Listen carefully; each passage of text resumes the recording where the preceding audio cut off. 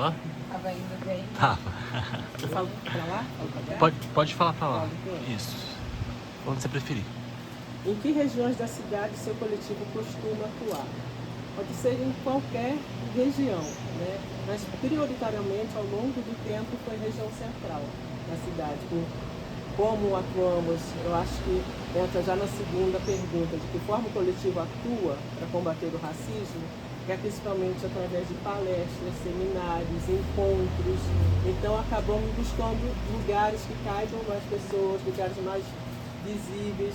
E embora a gente acredite na necessidade de estar nas periferias, né, ir até onde as pessoas pobres e pretas estão, né, acabou se priorizando o espaço central, né, de maior atuação. De que forma? Através de encontros, palestras, rodas de conversa, seminários. Houve mais recente, acho que início da pandemia, um sarau da Carolina Maria de Jesus, né, que é muito bacana. Então são essas atuações mais voltadas realmente para o social. Perfil dos participantes. Mulheres negras, né? Perfil variado, assim, pessoas universitárias ou não, né? Mas é um coletivo formado por mulheres negras. Com quem o coletivo se comunica? Sociedade em geral, com a atenção maior das pessoas negras e maior ainda as mulheres negras, né? Buscando o respeito, o protagonismo, né?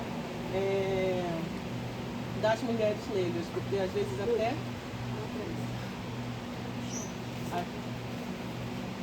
até mesmo nos coletivos do movimento negro, foi assim que surgiu, no delas, né? Havia uma invisibilidade das mulheres no coletivo. Né? Então se pensou a partir daí, há mais de 20 anos atrás, né? Se criar esse coletivo feminino. Então o público prioritário é o feminino, mas também abrangendo quem deles se pudesse interessar e receber, né? Receber informações, beneficiar. Calor deixa esquecido, beneficiar. É isso. Rosinha. Vamos lá.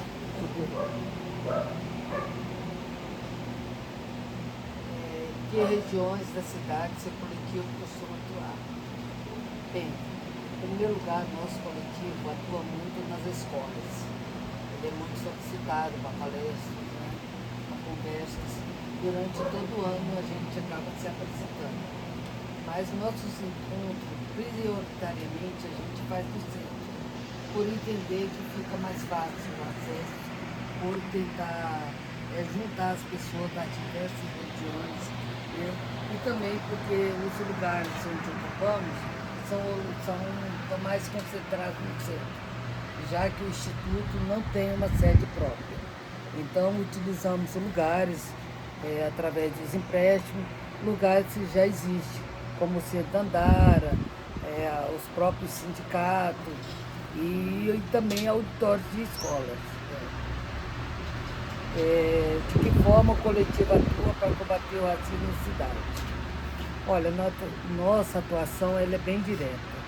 A gente, através das palestras, das rodas de conversa, ou da live, ou mesmo os textos, a gente procura atingir o nosso alvo, que são as mulheres pretas, as mulheres que ainda não se reconhecem pretas, ou as mulheres que ainda estão dentro da invisibilidade. Mulheres que sofrem violência, mulheres que não conseguem chegar no seu dia a dia, um objetivo, um motivo para sair dessa dificuldade que ela se encontra. Então a gente se propõe a trazer conhecimento, a trazer motivação, a trazer inspiração, principalmente através de textos, de pessoas que já venceram. Eu acho que a resiliência é algo que tem que ser utilizado o tempo todo, porque para a gente conseguir nossas vitórias, ela não tem idade. Então, ser resiliente requer da gente é a luta contínua de todo dia. Então é isso que a gente traz, é essa ocupação dos espaços, é mostrar que a gente é capaz, é nunca se deixar abater. É lógico que ficamos abatidas, mas eu acho que isso tem que ser momentâneo, tem que ser um desafio a ser vencido, né? Qual o perfil dos participantes do seu coletivo? Bem, as pessoas que participam hoje do meu coletivo, 90% são formadas. Eu diria que 98% são formadas, tem alguma formação acadêmica, né? Mas são pessoas principalmente que precisaram ser trabalhadas desde o começo, porque mesmo tendo a pele preta, o cabelo crespo, elas demoraram para se reconhecer na condição de mulher negra. Então, dentro desses 100% do Instituto, nós temos um homem, que é uma mistura, que é o Filipe hoje. Filipe, doutor Filipe, né? Acaba de se formar advogado. Eu já conheço ele desde os 10 anos, já fundamos uma ONG, que é o GAN junto. E o Filipe, ele vem de uma mistura também de indígena eu não diria que a mãe dele chega a ser branca, né? Mas a mãe dele também já vem de outra mistura também. Então a gente costuma dizer que o Filipe é um branco sem ser branco, porque não dá para identificar ele como negro, como pardo, como ele é branco. Entendeu? Apesar de toda essa mestiçagem que ela tem. Então esse é o nosso pessoal que ocupa hoje o Instituto, né? Mas o importante é que todas as outras pessoas, além de ser acadêmicas, são mulheres negras, conscientes, preparadas, mulheres que estão se formando ou que se formaram há todo tempo, mulheres que carregam suas famílias, né? E que trabalham muito para ocupar os espaços que estão aí hoje. Tá? Porque o coletivo se olha, o nosso público é muito diverso. Eu vi a Luciana falar, a gente conversa desde mulheres brancas, ricas, falando de doenças na saúde, como a anemia falciforme e outras doenças, como a gente conversa com mulheres presidiárias, jovens presidiários e não. O nosso público é aquele que está disposto a aprender, está disposto a ouvir. Nossa palavra a gente leva onde há necessidade. Então, por exemplo, a minha atuação no Santo Andar, eu não costumo dizer que eu sou do Santo Andar, mas eu sempre fui voluntária no sentido de atender algumas pessoas que chegam com esse questionamento de ser ou não negro. Já que ele tem uma pele clara, mas tem por trás de si um pai negro, ou uma mãe chamada moreninha. Então, ou então ele é simplesmente nordestino e de repente descobriu que ele já não é branco como lá no Nordeste. Isso é uma coisa comum dentro da minha área de serviço social e que hoje eu estendo para o Instituto, a gente conversa muito. Mas também já questionamos muito os desfiles da Negra Linda, por entender que o objetivo dele é só uma exploração que continua durante séculos da questão do corpo da mulher negra. O instrumento de ensinar, de orientar, de se fazer acreditar, ainda está muito longe desses concursos. Então, essa é uma coisa que eu costumo sempre falar, principalmente no Gildo das Pretas, porque é um mês onde as mulheres se sobrepõem muito, se sobressaem, onde a gente lembra as grandes guerreiras, mas também onde se há muita exploração, principalmente essa questão da negra branca. Não fazendo referência a nenhum movimento, porque, por exemplo, eu acabo de ser convidada para ser júri de 2 desfiles da Negra Linda, e eu já disse não aos 2, porque a primeira coisa que eu perguntei, vai ter biquíni? Então não me interessa. Porque se eu quiser ver mulher nua, eu vou para a praia. Você entendeu? Tudo bem.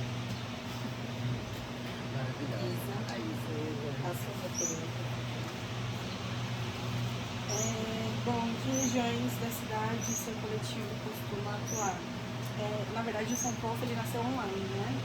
de nós, da psicologia da Univac, ou seja, do Urbanova, porém, era no período pandêmico, né? Foi em 2021. Por conta, né, do que eu falei de, por exemplo, eu era da primeira turma, tinha, sei lá, 4 pessoas negras, nenhuma consciente da sua racialidade.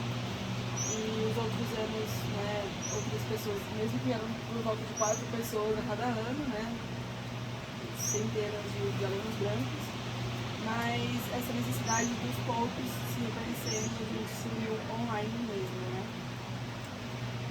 E aí estamos, eu estou na Zona Leste, a gente estava na Zona Sul quando ela estava com o José, a Maria também e a Elô aqui no centro.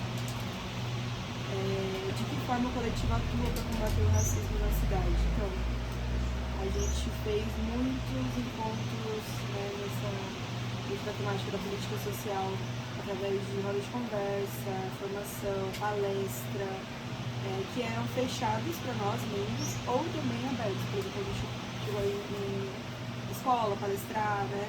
Então, a gente atua voltado para esse campo da saúde mental de maneira geral, tanto profissionais estudantes de psicologia, mas também a quem tenha interesse na temática e precise de alguém ali com esse conhecimento técnico para falar sobre, né? O perfil hoje dos participantes do coletivo, nós somos todas mulheres negras, estudantes e profissionais de psicologia atualmente, né? Mas ele nasceu enquanto éramos todos estudantes. Com quem o coletivo se comunica? Eu falei, a gente tem eventos e ações voltadas para nós enquanto membros e também para a sociedade de maneira geral, né? Depende da finalidade do evento. A gente faz formação interna, né? Faz um processo de tratamento racial também. A gente cresceu assim muito, né? A gente não tinha tratamento racial, mas pela falta de identificação, sentimento de pertencimento, a gente foi estudando junto, crescendo. Eu até vi aqui, o primeiro evento que a gente fez foi 13 de maio, dia da abolição, e a Lu estava lá palestrando, né, junto com uma amiga psicóloga, o primeiro evento. Então a gente sempre trouxe pessoas experientes para nos ajudar, nos auxiliar, e hoje a gente busca fazer o contrário, né, para chegar na nossa formação, devolver isso socialmente. Gente, em vários momentos, viu? Eu fui fazer pesquisa de campo online, eu pesquisando sobre os coletivos, né? E aí, eis que direto eu aparecia, né? Em alguma live, em algum evento, ou na live das quilombelas, eu comentando. Elas tinham uma live da época da pandemia, e eu comentando na live, e eu, gente, quem é essa pessoa? Eu nem lembro disso. Inclusive você no primeiro evento e a Viviana e a Lidiane no segundo. Personagens da Univac também, no segundo evento. Subjetividades negras, né? Sim, muito bom. Meire? Que regiões da cidade que eu estou medindo, que eu estou atuar? Foi região leste. Bem assim, a grande maioria tem 22 anos, né? Ficou um bom tempo ali no Taquituba, depois foi Piraoca, depois foi para Coteiro e está lá. Lá virou ponto de cultura, né?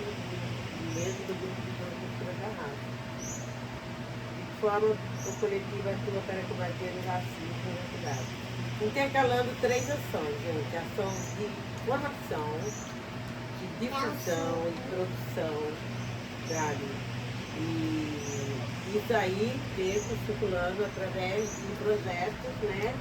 Que vão para circular desde escolas e até mesmo comunidades e manifestações afro-brasileiras que não sejam necessariamente juntos. Atualmente nós estamos com um projeto de aí. A gente circulou, foi em vários espaços culturais onde a gente fez essa troca de saberes. E combater principalmente através da formação e da própria vivência do Zoom. Eu vou falando aqui, quando falo do perfil dos participantes, o eixo do grupo, né, é a família, né? A família que veio do Rio de Janeiro, com o mestre Aldemir, que trouxe na sua bagagem, nessa expressão, essa sabedoria ancestral que lhe foi passada por seus pais, por toda uma geração. Aqui, essa família, para garantir a sobrevivência da tradição, ela abre as portas para outros sujeitos históricos que de alguma forma se identificam com essa cultura, né? Principalmente por toque dos tambores. E aí, nesse caso, tem mulheres pretas que chegaram, mulheres brancas, pardas. Mas o que mais chama atenção assim, na minha trajetória, desde quando o grupo surgiu, são as crianças. Tanto as crianças que nasceram da família, como as crianças ali, as meninas que hoje estão adultas, hoje no grupo, elas começaram crianças e elas eram do Itapituba. Elas eram inclusive minhas alunas no Palmira. E assim, eu fui acompanhando como que essas meninas cresceram, como que elas, sabe, se apropriaram de um conhecimento ao longo da vivência delas ali com o jogo e tiveram todo o seu processo de letramento racial ali. E eu, como professora delas numa escola formal, fui colegas delas nesse processo de formação ali. E aí eu vi essas crianças crescendo. Então hoje elas são mulheres adultas, uma é mãe agora, que já está na roda de jongo com o bebê no braço, sabe? E eu vi esse movimento desde quando o grupo começou. Isso para mim é muito forte, sabe? E o quanto essas crianças se empoderam desse conhecimento, sabe? E ensino na escola, quando elas falam. É muito... a Lívia, outro dia, ela fez uma palestra, a filha da Damiana, na escola dela. E ela começou criança ali dentro. E lá no Coqueiro, a comunidade que mais participa ali do jongo da educativa são as crianças da comunidade. Sabe? Tem muita criança e eu vou observando, cada vez que eu vou lá, eu vejo a menina, o menino que já está lá dançando, está jogando capoeira, está dançando e já está fazendo fala que arrepia, sabe? Então, eu considero esse perfil aí de ver das crianças, que de alguma forma também elas não deixam que nós adultos já velhos não matemos nossas crianças também, sabe? E quando a gente não mata nossas crianças, a gente está muito aberto à sabedoria, a rever nossas posições, sabe? E eu acho que a grande contribuição do jongo, o perfil do jongo, é manter vivas as crianças, a criança dentro do grupo, né? Tem mais perguntas? Tem quem você se comunica. Com quem o coletivo se comunica? O coletivo se comunica, lá é muito louco a relação do grupo. Eu observo muito nas festas. A comunidade lá é uma comunidade, em sua maioria, de nordestinos. Então, eles amam forró e bingo. Então, as atividades que tem quando tem nas festas, quando é o bingo, a comunidade chega. Bomba. E forró também. Forró bomba. Sabe? É muito forte isso ali dentro da comunidade, dessa interação aí. E aí tem uma interatividade para a realização das festas com o pessoal do circo, que é os artistas circenses que vão lá nessa parceria, armam o circo, a malona, colocam o som para que a festa aconteça.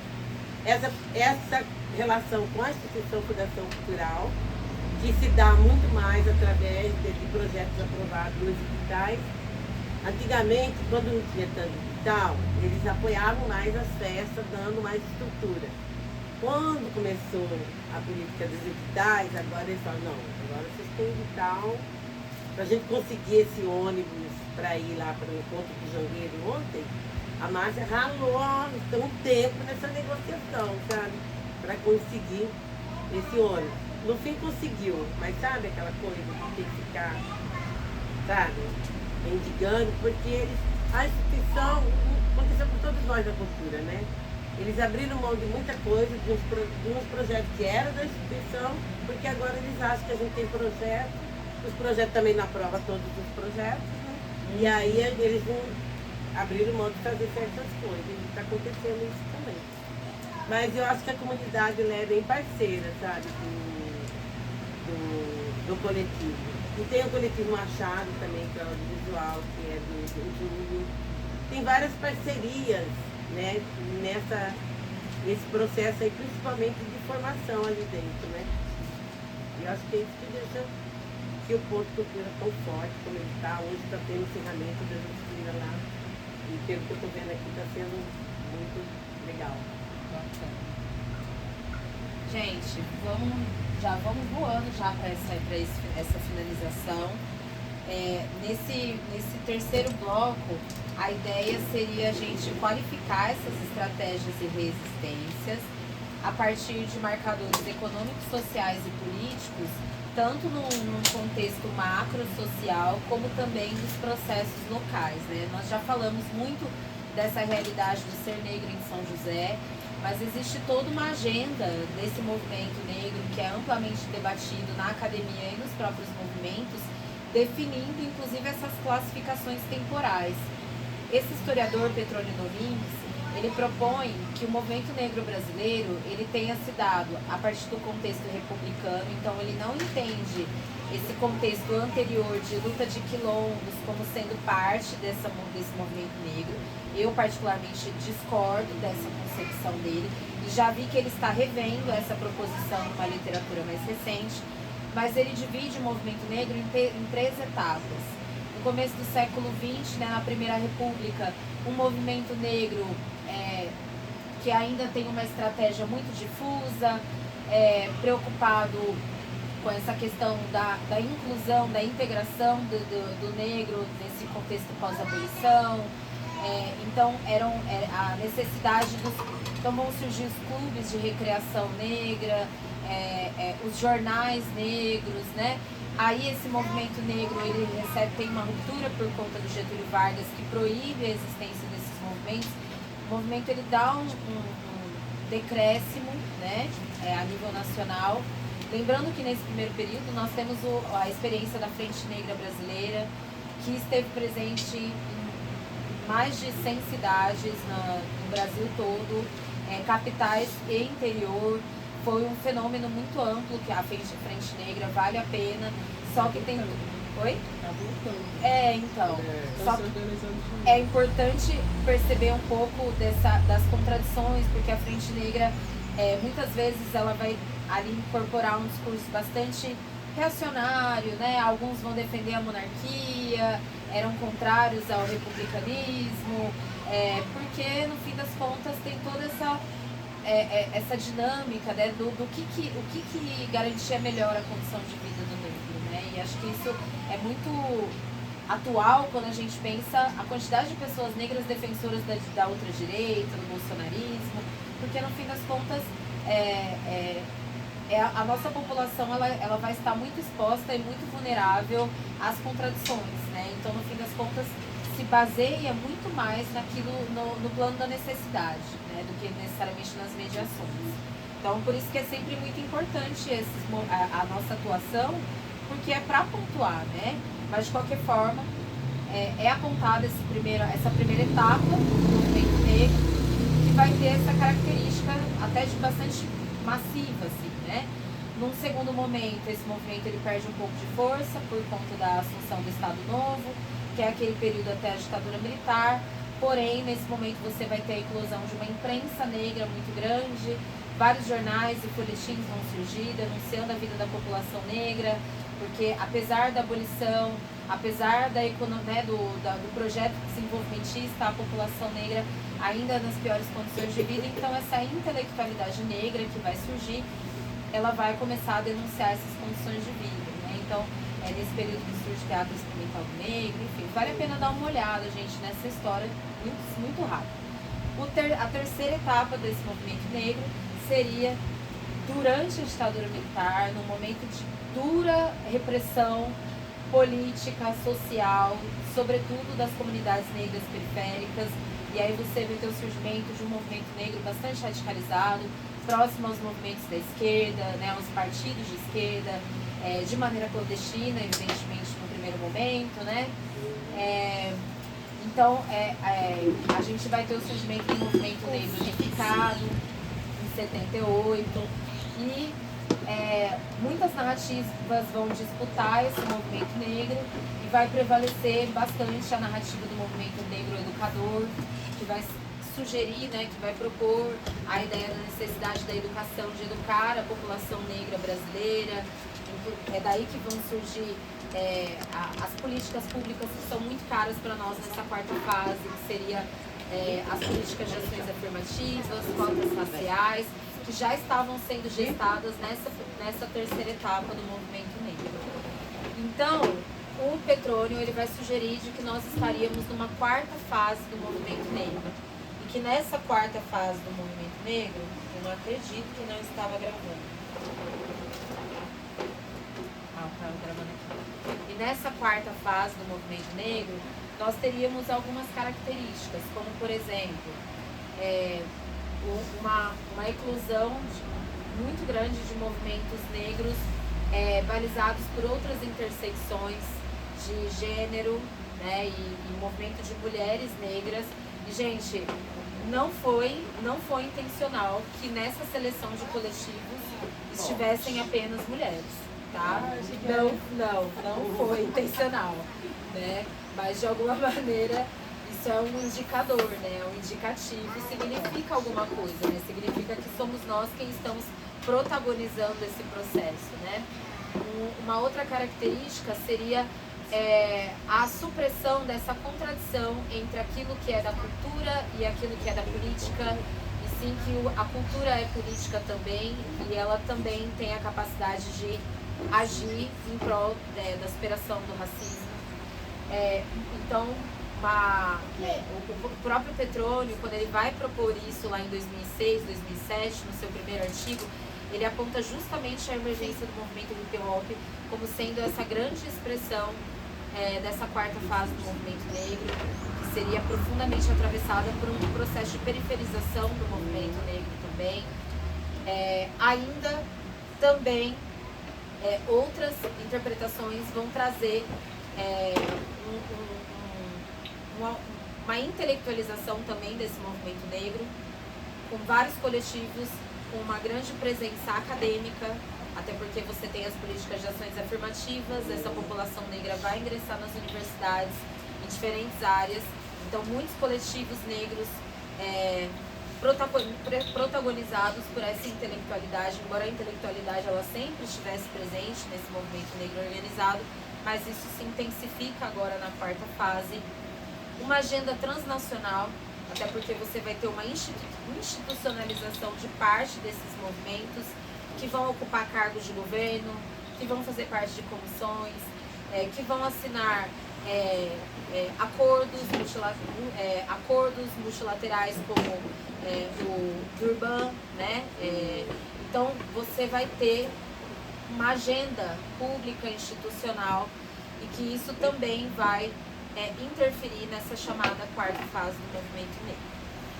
Dito isso, gente, perguntas, são 3 perguntas e aí a gente abre já com uma fala final de no máximo 5 minutos pra gente ir embora. Quais são os aspectos da realidade, né, pensando nesse contexto global, motivam as ações do seu coletivo, né? Quais seriam as táticas adotadas pelo seu coletivo para que... Aí tem uma questão mesmo de como que você mantém a estrutura, como que o seu coletivo se mantém, né? Como que você consegue manter as suas atividades? Quais são as táticas adotadas para manter atividades internas e externas? E aí uma pergunta mais geral de avaliação de nós enquanto movimento. Quais são as principais características que a gente pode observar no movimento negro de São José? E como a gente poderia aprimorar para a gente alcançar essa estratégia comum de superação do racismo, tá? Vou passar aqui as perguntas, 5 minutos finais e eu te prometo que a gente vai embora.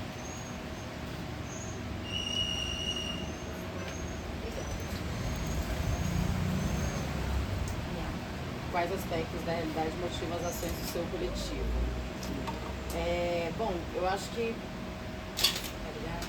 Não sei. Tá, obrigada. Tá? Tudo certo?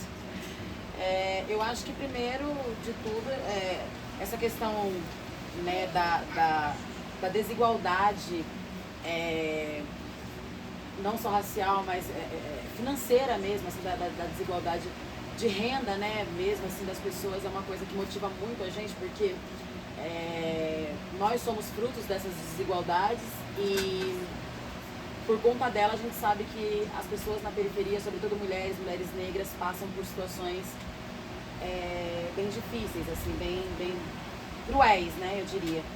Então, assim, como a gente alia, né, o coletivo alia a arte para fazer essa formação, para trazer reflexões, né, eu acho que falar dessas realidades, né, e como a gente pode fazer para mudar esse quadro, né, eu acho que essa coisa assim das cotas, né, das políticas públicas afirmativas mesmo, né, a gente já tem conseguido mudar um pouco desse cenário, né, a gente vê que hoje as pessoas de periferia estão conseguindo ingressar mais nas universidades. A gente sabe que a permanência ainda é um problema, mas acontece com uma maior frequência, né, pessoas negras, pessoas periféricas ingressarem nas universidades, mas ainda é num ritmo bem lento, assim. Então eu acho que isso é uma coisa que nos motiva muito a fazer essas ações e descentralizar, né? Por isso que a gente está sempre nas periferias, porque a gente sabe que o acesso das pessoas nas periferias não é igual, não é o mesmo das pessoas nos centros urbanos, né? Enfim, nos centros ou nas áreas nobres, vamos dizer assim, né? Da nossa cidade. As táticas que a gente adota pelo coletivo, através do coletivo, para conseguir manter as atividades internas e externas, bom, a gente faz captação de recurso, porque é uma realidade. Ninguém ajuda mais a gente a fazer nada no Meroca. Agora que tem captação de recursos, gente, tem esse negócio de edital, gente, o negócio ficou sinistro. Então a gente faz, uma das formas que a gente utiliza é a captação de recurso, mas como por ser um coletivo que todas nós fazemos parte de outras e fazemos outras atividades, então a gente tem as meninas que são ilustradoras, elas conseguem vender as suas artes, né? Eu trabalho com o sindicato, com o meu programa, né? Sou contratada do sindicato para fazer entrevista, então auxilio nesse processo também, né? De estar com as pessoas, conversando com as pessoas, então E aí no final das contas, né? Tem Preta Ari, que tem, né? A marca dela, a empresa dela de bonecas pretas, né? Enfim, um coletivo muito, muito amplo. Então a gente acaba utilizando dessas ferramentas que a gente tem ali para sobreviver, para existir e resistir, né? Tipo, meio que isso. Seja fazendo um brechó, seja fazendo uma feira para captação de recursos e para conseguir se manter ativas, né? Porque é sobre isso, a nossa arte é uma arte cara, tudo é caro, né? O capitalismo engole a gente, se a gente deixar. Então a gente acaba utilizando dessas ferramentas mesmo assim para conseguir nos manter ativas interna e externamente. E também os próprios encontros, né? Hoje eu acho que a internet, ela possibilita muito isso, né? Então, assim, eu tô sempre em contato com as meninas, né? Nós sempre estamos em contato porque a gente tem essa facilidade. Então, não mais só no presencial. Então, às vezes não dá pra... A gente tá sem grana pra pegar um Uber, um ônibus, alguma coisa, a gente faz uma chamada de vídeo lá e consegue ficar, já dar uma aquecidinha no coração e se fortalecer. E eu acho que o trabalho de coletivo, ele é muito importante e necessário, justamente que é isso, né? Essa forma da gente se fortalecer mesmo para poder caminhar o individual, né? Porque é isso. As principais características que podemos observar no movimento negro joseense e como poderíamos aprimorá-las para alcançar um objetivo comum. Puxa vida.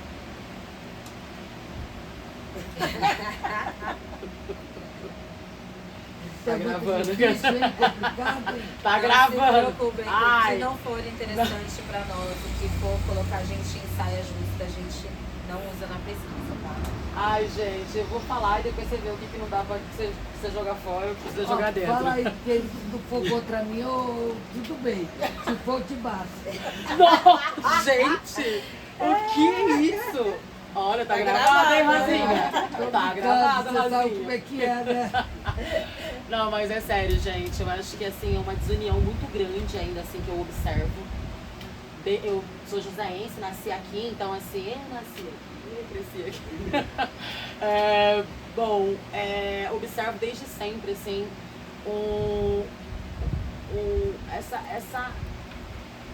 Ai, como é que eu posso colocar? Essa desunião mesmo, assim, sabe? Eu acho que isso também é um projeto, né? É um projeto, né, do sistema mesmo, é uma tática de guerra, inclusive, né? Dividir, separar para atacar, né? Que a gente se enfraquece. E isso enfraquece o movimento negro. Eu acho que a desunião, eu acho que eu também tenho as questões financeiras, nem sempre a gente pode estar junto, porque eu acho que junto a gente se fortalece e a gente aprende, a gente melhora, né? Porque as pessoas têm, né, são falhas, eu sou falha e tudo mais, mas eu acho que de repente a gente está mais junto mesmo, assim, trabalhar esse lance da desunião. Mas também, assim, eu vejo muito uma coisa assim, parar com esse negócio de porque é preto a gente vai passar a mão, sabe? Vai passar um pano, vai passar a mão na cabeça, entendeu? Porque tem muita gente preta que não merece estar aqui, não merece estar fazendo coisas e não merece falar por nós. Eu acho que, assim, ter essa maior observação mesmo, assim, é isso. Vou parar, senão eu vou falar coisas que eu não posso falar. Mas é isso, eu acho que tá respondido, né?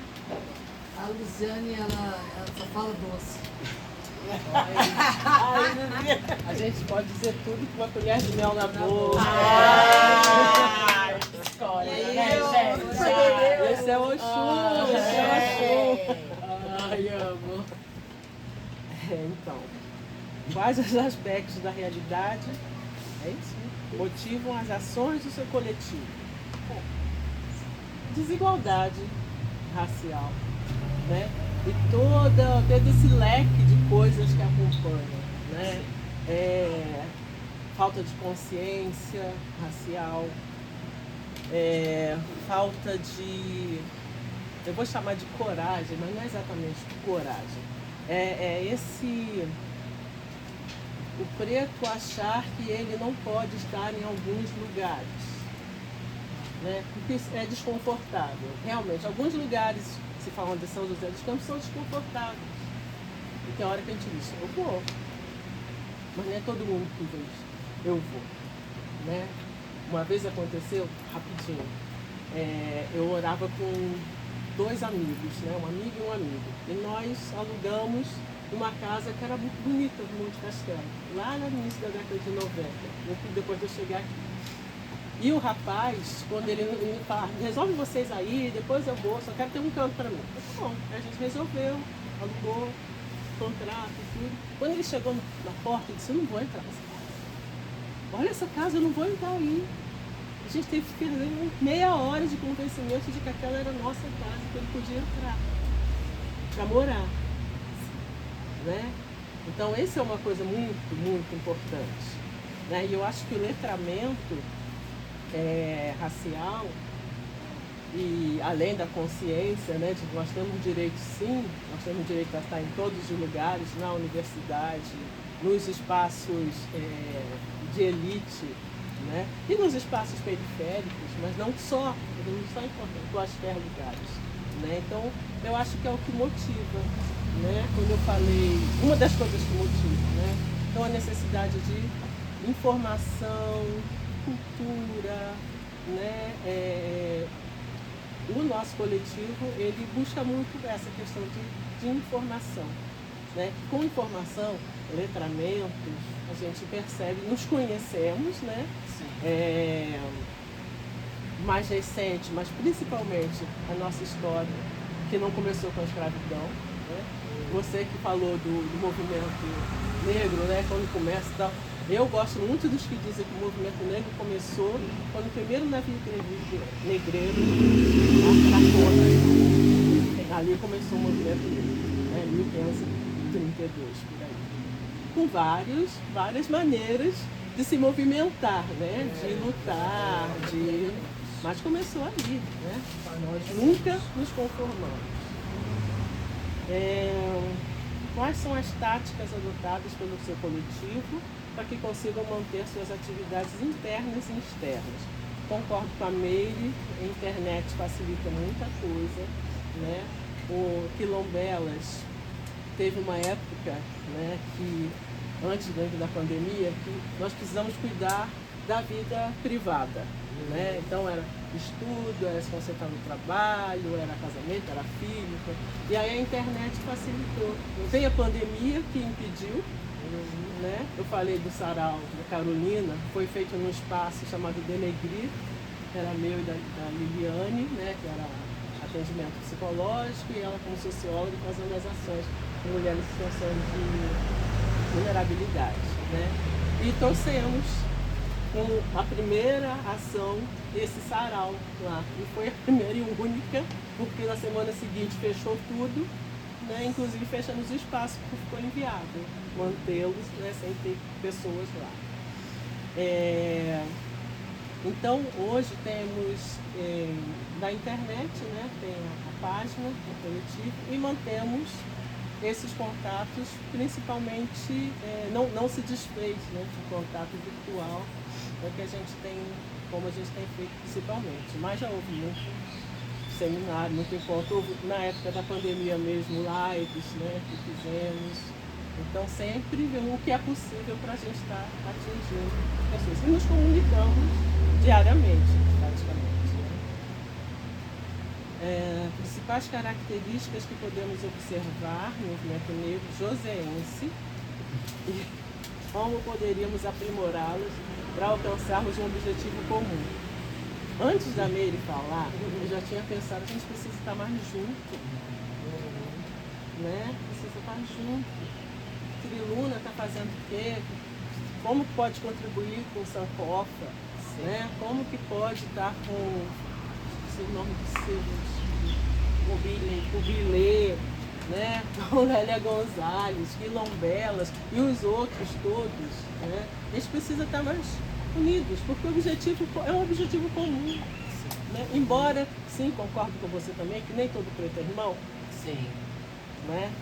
Não sei se foi isso que você queria dizer. Sim. Né? Então, nem sempre tem um melzinho, mas nem todo preto é irmão. Então a gente pode saber de quem e como se aproximar. Mas primeiro a gente se aproxima, vamos estar juntos. Se não rolar, tchau, querido. Não é meu irmão. Não é meu irmão. Mas esse, porque eu acho que sim, a pluralidade é importante. Então, tem um universitário, né, todo o hip hop, diversos tipos de ações, sim, mas a gente pode estar mais junto, porque é um objetivo comum. Né? Nós não estamos em contradição. Né? Eu acho que união, buscar a união daqueles que falemos a mesma língua, né? Buscando esse objetivo comum. Eu acho que é isso. Me disse? Tinha mais coisa, mas eu esqueci. Eu estou me sentindo amparado já. Maravilhosas. Eu também. Tranquilo, mas eu também não vou exagerar não, tá? Quais os aspectos da realidade motivam as ações do seu coletivo? Olha, os aspectos que nos motivam, nesse momento, nessa realidade, ainda é a falta de conhecimento, né? Ainda é a falta de empoderamento, da busca, da ocupação desse espaço. Eu acho que mesmo o Brasil tendo avançado em muitas coisas, a gente vê que o rompimento das mulheres negras com as outras mulheres foi outro dia, né? Porque se você pegar 95 para cá, foi outro dia. Até então se discutia mulheres no país, mas não discutia as necessidades das mulheres negras. Então, quando a gente fala em movimento negro, a gente está falando de um movimento que tentou ser unificado e que é o primeiro existente de fato nessa cidade, nesse país, né? Já que a Frente Negra, como você colocou, ela trazia não só a questão da república, do próprio militarismo, da anarquia, ela trazia também essa falta de conhecimento ou de definição que os negros tinham de entender o que era melhor para eles, né? E aí, assim, eu acho que o movimento unificado, ele vem com o objetivo de unir os negros no diálogo, mas nem todos os negros são ouvidos, porque nós, mulheres, continuamos e continuávamos a ser só número. Então, quando há o rompimento, quando há essa dissidência das mulheres, deixando claro para outras mulheres e para os homens que nós vamos assumir o nosso papel, há um rompimento muito grande dentro do movimento. E aí, cria-se então vários coletivos, né, que continuam existindo até hoje ou não, e eles acabaram se entregando a outro segmento. Mas, na verdade, essa motivação ela passa principalmente pelo conhecimento. Porque quando já foi falado aqui, você mesmo falou, a questão das domésticas. Olha, eu ajudei a fundar o Sindicato das Domésticas em São Paulo, não sei se você sabe disso. Mas no grupo que eu estava, ou que me motivou a levar aquelas mulheres, não tinha uma negra, era somente eu. Mas todas eram mulheres nordestinas, que tinha folga cada 15 dias, que ganhava menos de salário mínimo e que ninguém falava por elas. A gente era obrigada a dormir no emprego. Então, assim, se eu for levar em conta essa questão das mulheres domésticas, eu não posso dizer que eram mulheres negras. Elas vieram a se somar às mulheres negras. Porque quando eu comecei no Alta Lapa, não tinha negro, só era branco. Eu era a única negra, mas a diferença era que todos nordestinos. Então foi assim que começou o Sindicato de São Paulo. Só aí então existia já em Santos e tinha um número maior de mulheres negras.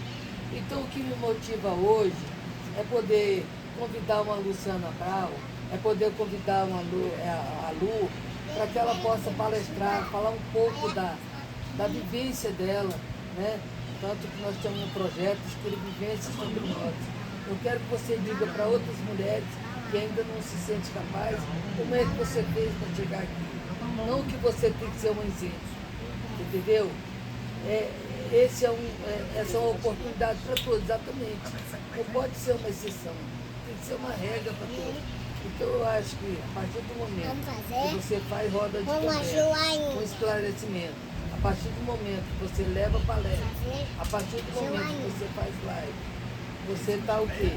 Ajudando todo esse público, essas pessoas, não só a aprenderem, mas também a ensinarem, porque eu digo para você, esses quase 40 anos de movimento, de atuação, eu mais aprendi do que ensinei. Porque eu aprendo com a mulher da favela, eu aprendo com a mulher da rua, eu aprendo com a mulher da prostituição, com o menino daquela Fundação Casa, eu aprendo com inúmeras pessoas, coisas que eu jamais imaginaria naquele momento, mas que uma palavra me faz refletir.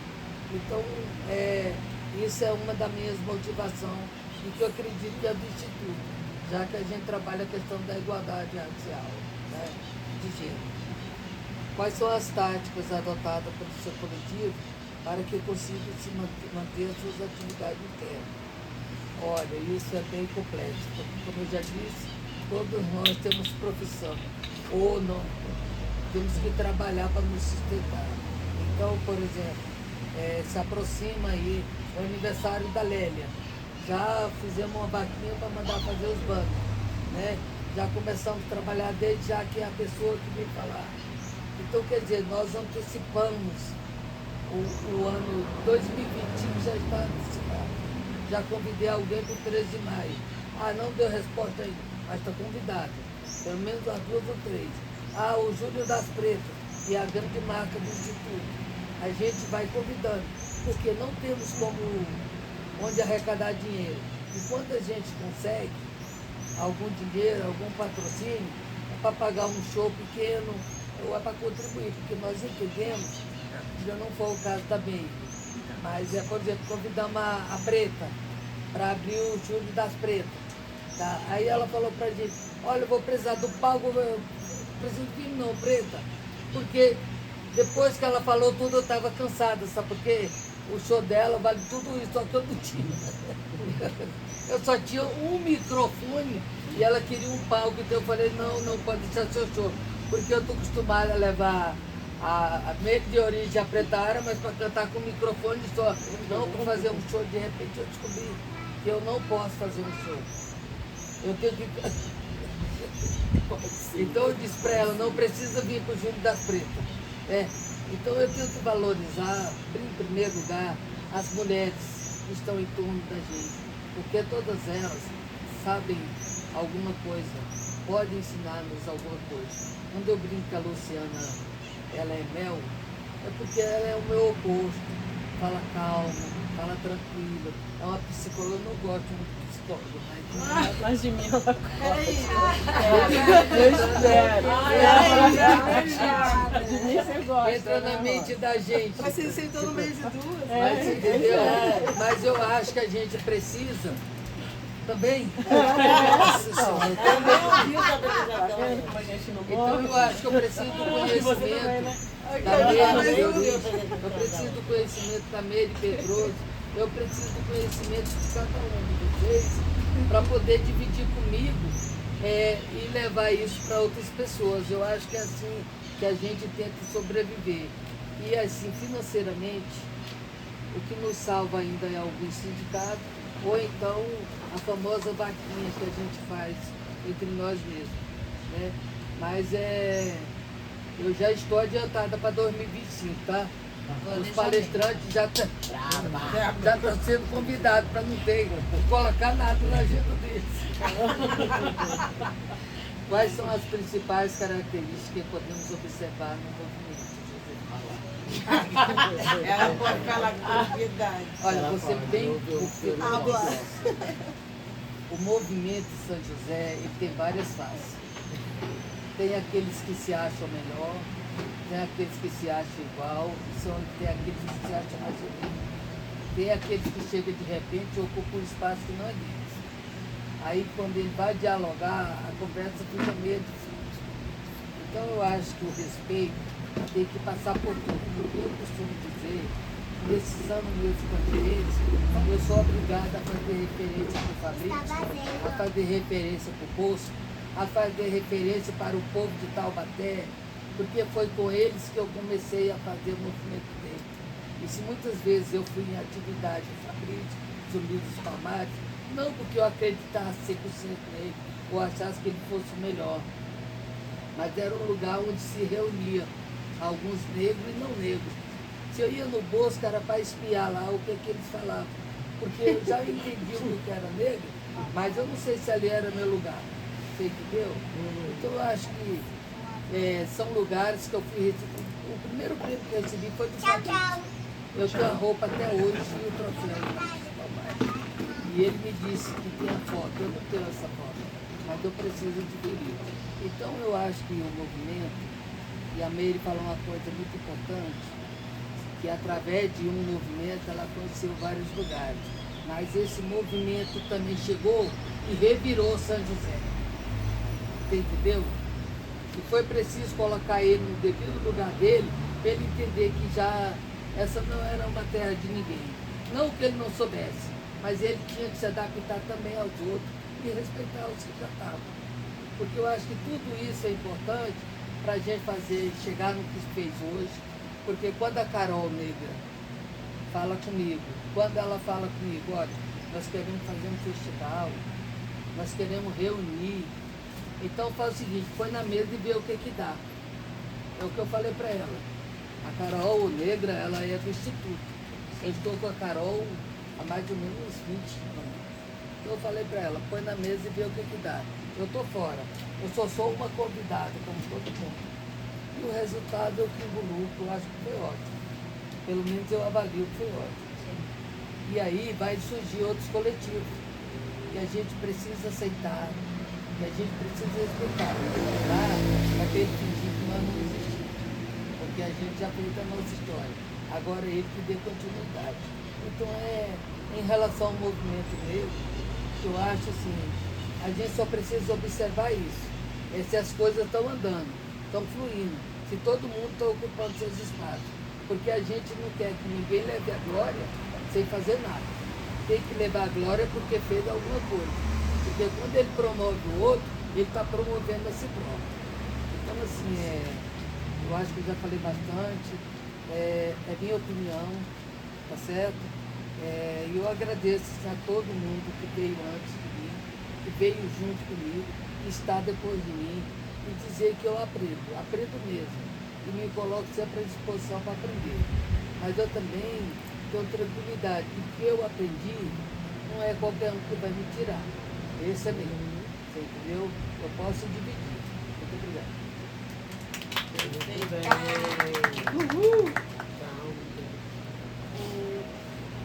Bom, Luzinha azul, tá ligado? tá, feliz. Quais aspectos da realidade motivam as ações do seu coletivo? Como já foi falado, né, desigualdade, racismo estrutural, mas especificamente o Sankofa, epistemicídio, né, e racismo institucional. Porque por conta de, quando a gente estava na graduação, existe essa pouca representatividade, também as violências que existiam naquele espaço, que eram sutis ou não, a gente às vezes não conseguia nomear, não tinha letramento para isso. Como eu falei das outras vezes, a gente era feita de doida quando a gente denunciava. Então, a nossa vivência lá naquele espaço elitizado da Univap fez com que a gente, né, se reunisse, a gente fizesse o caminho oposto e se juntasse. Assim como também o epistemicídio, o fato de a gente não ter autores negros, a gente não ter essas referências, a gente buscar por elas. Então, foram esses especificamente motivos que centralizaram o nosso coletivo. Quais são as táticas adotadas pelo seu coletivo para que consigam manter as suas atividades internas e externas? Bom, na época de estudante, a gente se virava bastante, mas os eventos a gente pedia, como era online, né, a gente pedia a contribuição para que a gente pudesse pagar as pessoas que participavam, né, os profissionais, todo mundo que se dispunha de estar nessas formações. A gente cobrava uma taxa que era 10, 15 reais para a gente pagar esses profissionais que estavam recebendo o seu tempo, o seu trabalho, né, já formados em psicologia. E hoje, como psicólogos, né, a gente devolve ali todo esse conhecimento aprendido, né, para além do nosso trabalho com os nossos pacientes, da nossa atuação profissional, no coletivo a gente devolve esse conhecimento também. Quais são as principais características que podemos observar no movimento negro risaense e como poderíamos aprimorá-las para alcançarmos um objetivo comum?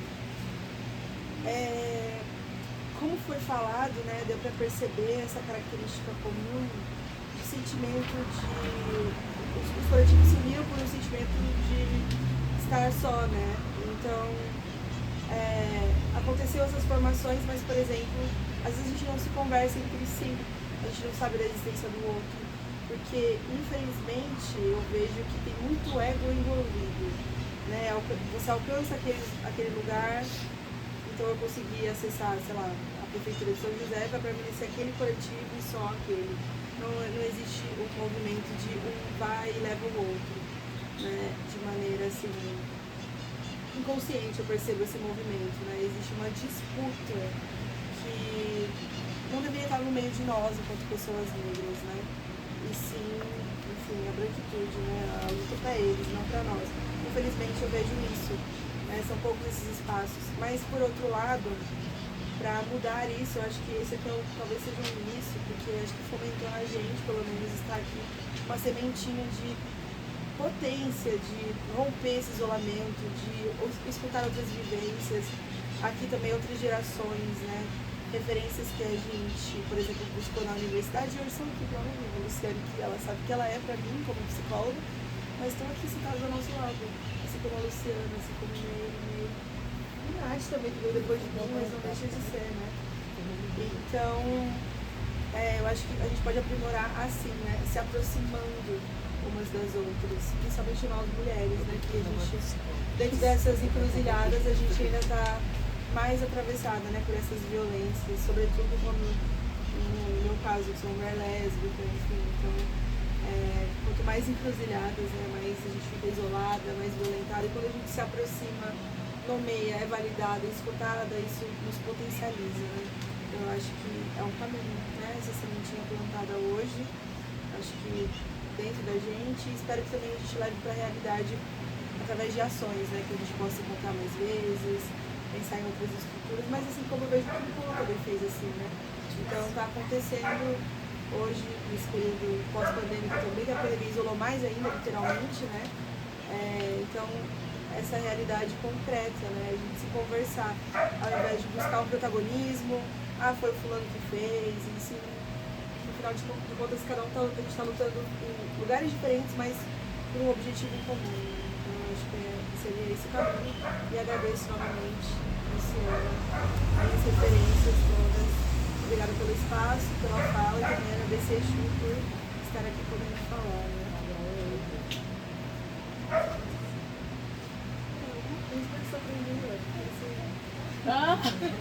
Olha, psicóloga terrível, jogou a bucha na colega. O que falta, né, dos coletivos em São José?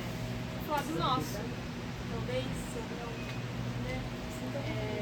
Acho que, pelo que vocês falaram, né, da união, é uma questão que a gente enfrenta hoje como coletivo também, inclusive foi o que possibilitou que a gente não consiga estar tão ativo quanto a gente gostaria, né, principalmente, porque o coletivo era muito grande na pandemia, né, cerca de 20 pessoas, né, após a pandemia aí se tornou só 4, e mesmo assim a gente enfrenta esse desafio mesmo, das pessoas acabarem dentro da profissão da psicologia, a gente forma até individual mesmo, não consigo estar presente por conta, né, da correria do trabalho, mas assim, não tem uma prioridade quanto às questões sociais, né, dentro do coletivo. Então a gente também, como coletivo, a gente acaba enfrentando essa desunião dentro, dos nossos membros, né. Quanto também aos aspectos da realidade que motivam as nossas ações dentro do coletivo, falando um pouco, né, sobre a psicologia, nossos eventos que a gente promoveu, né, muitos com o intuito de trazer uma prática da psicologia antirracista, né? Então, dentro da faculdade, como, né, a Isabela falou, a gente não tem representatividade nem de autores e nem sobre a pauta racista mesmo, né? Então, aí a gente acaba enfrentando a questão de muitos profissionais da área não estarem, né, racializados, não entenderem muito essa questão para não praticar, né, não ter uma atitude profissional fascista, né? Então também veio muito desse lugar, né, de promover mini-cursos da psicologia antirracista para que, de certa forma, os profissionais da psicologia não acabassem proporcionando uma prática profissional racista, né? Então também tem essa questão. Mas acredito que é isso.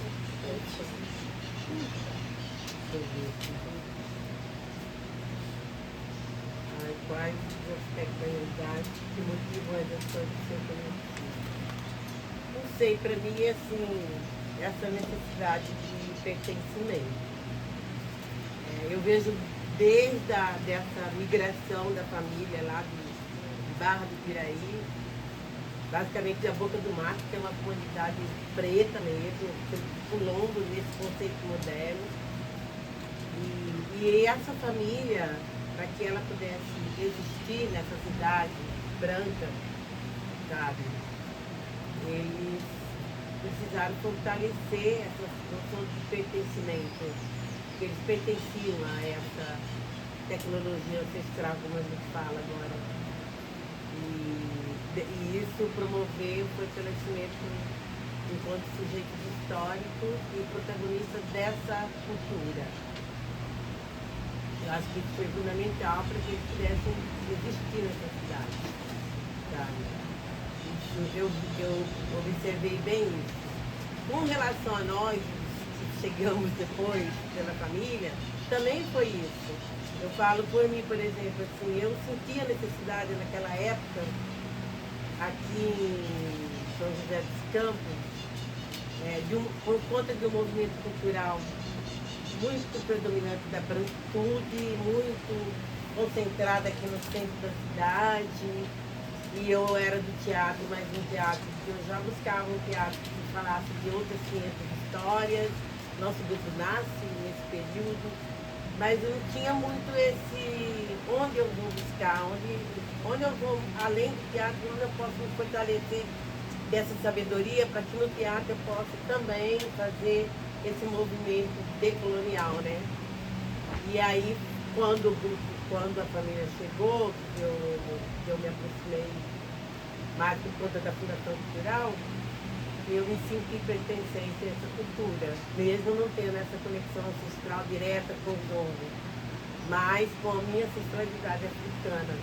E isso fez com que eu me expressasse essa relação. Hoje, por exemplo, na minha solidão de mulher, né, já idosa, com 68 anos, para mim, assim, pertencer a esse grupo, ir no encontro de Junqueiro e ser reverenciada lá, junto com matriarcas que, sabe, como pertencente dessa cultura, isso significa muito. E sinto também nas crianças, nos jovens, sabe? Porque é muito difícil você falar assim, nossa, mas jovem está lá buscando isso, tá? Porque eles estão buscando também a se fortalecer, pertencendo a um grupo, a uma cultura que, de uma certa forma, realimenta, porque por mais que a gente, ele não queira negar a história do passado, mas a nossa história é veio com toque de tambores. É muito difícil a gente não olhar para a história, não fazer o movimento sankofa aí, voltar lá atrás, nos navios negreiros, sabe? Ou até antes, nos tambores que choraram lá na África por conta de quem foi retirado de lá, sabe? Então tudo isso eu acho que cerca e transita nessa questão do pertencimento. Eu sinto isso, tanto comigo, como também que eu vejo em outras mulheres que também estão no grupo. Tem mulheres brancas, sim, solitárias que estão lá, sabe? Que buscam, que se sentem fortalecidas de estar ali e que também conseguiram fazer uma formação no letramento racial, de entender, sabe? Muitas delas falam assim, eu sei que nós temos uma prioridade. E quando a gente chega no lugar, às vezes na parada do ônibus indo para campo, quando você desce para entrar, elas são mais, elas sabem que assim, eles vão atender melhor a gente, eles vão olhar estranho para nós, para vocês. Então eu acho que tem muito a ver com pertencimento. Deixa eu ver qual que é a outra pergunta. Quais são as técnicas adaptadas pelo seu coletivo para que consigam manter suas atividades internas? Mas eu falei também, através de captação, através de editais, mas também tem muita questão do empreendedorismo, de na festa vender cerveja, vender o pão com linguiça, que é uma sabedoria ancestral deles, a paçoca ancestral, sabe? Então tem todos uns elementos que é próprio dessa herança que ele tem lá do pai dele, sabe? Que sobreviveu, trabalho no campo, mas tendo que vender as suas coisinhas lá para poder criar um filho igual a Rosa, vender o bolinho para bancar a faculdade de Diego, né? Que é um grande poeta, que é Diego. Então, eles, além disso, eles têm esses outros caminhos também para conseguir manter. Então, esses são. E o pão com linguiça é maravilhoso. E a feijoada também. E a paçoca também. Gente, ganhei uma bike no bingo dessa festa. E doamos pra filha. Doamos pra uma filha de um amigo nosso lá do Freitas, no Morro do Carrapato. Fez aniversário, queria uma bike, mas o pai não tinha opção. Que lindo. E a gente ia fazer uma cota, aí eu ganhei. Aí nós levamos pra ela. Bom, quais são as principais características que podemos observar no movimento negro do bem? Como poderíamos aprimorá-los para alcançarmos o objetivo comum? Tudo isso que vocês falaram, realmente, eu acho. E assim, as pessoas que estão na liderança precisam também, de uma certa maneira, fazer esse movimento de sacuda, sabe? Voltar para o passado, voltar de como foi construída essa história e de lá tirar algo que possa nos unir. Falar que vai ser tudo igual não vai, não existe isso. Mas a gente precisa aprender a superar as diferenças e, de uma certa forma, ver que todos nós pertencemos a esse mesmo lugar, essa mesma cultura, sabe? Se vê, se foi banco, se foi gueto, seja o que for. Aqui tem na etnia banco, por exemplo, mulher não pode tocar tambor de jeito nenhum, sabe? Porém, como eu falei para você, para salvaguardar a própria tradição, foi preciso fazer rupturas, sabe? E aí, sabe? Se não tem nenhum homem que quer tocar, a mulher vai tocar, tá? Nosso grupo passou por essa ruptura. E eu acho que é isso, saber conviver com as diferenças. Eu senti no dia 20, ao mesmo tempo que eu fiquei triste, mas eu fiquei feliz, estava falando para a Isa. Eu fui lá no sindicato, vi todo aquele movimento, e aí alguém falou, lá na praça, o Rony falou para mim, eu vou cantar lá na praça, mesmo, depois vou pro SESC. Falei, nossa, aí eu resolvi, eu ia pro SESC nem fui. Que antes de eu ir, eu fui lá pro Lago São Benedito e lá fiquei, porque eu achei também fantástico. Depois eu ficava me perguntando por que não uniu, assim, uma certa tristeza, sabe? De não ser tudo. Mas depois eu falei assim, gente, mas também é tão grandioso nessa cidade ter duas festas de celebração, sabe? Da consciência negra nessa cidade. Também eu acho que é grandioso, entendeu? Eu ter saído um ponto em outra curiosidade lá. Quando que a gente teve isso, gente? Quando que a gente teve isso nessa cidade de celebração no dia 20 de novembro? Nunca! Tá, então eu também achei muito significativo isso, mas eu acho que para a gente avançar nas nossas conquistas, avançar para garantir mais editais para nós, para o povo preto, o povo periférico, a gente precisa se unir mais, tá? E lutar. Que a gente fica falando lá, recentemente nós tivemos um edital que a gente cansou de falar, gente, por favor, nada sobre nós sem nós, sabe? Então, o Parecerista vai ver um projeto que é totalmente, vai falar do nosso povo, e é um branco europeu que ganha o projeto. Não tenho nada a ver, sabe? Não pode branco, mas sabe quando me chamaram para dar depoimento, eu cheguei no local, só homem branco, para começar. E sem nenhum letramento racial, nenhum deles. Ainda pediram para eu, mas eu nem sabia. Eu falei, ainda pediram para eu falar um pouquinho para eles o que era ancestralidade. Então a gente precisa também estar nesse lugar, entendeu? Firmar o ponto assim, não, gente, não é assim não. Tem que ter esse parecerista que tem esse olhar, sabe? E a gente também quebrar. Eu né? falei pra eles, são meus amigos até um deles. Falei, se eu fosse parecerista, eu não aprovaria o projeto de vocês. E o Júlio Razek também falou a mesma coisa pra eles. Esses aí nada disso se coloca, tá? Depende. Gente, licença, a gente vai deixar pra marcha. Vocês vão lá, né? Beijo. Eu já tô indo pra Então, casa gente, também, tá? encerramos também, viu? Não fique triste, não.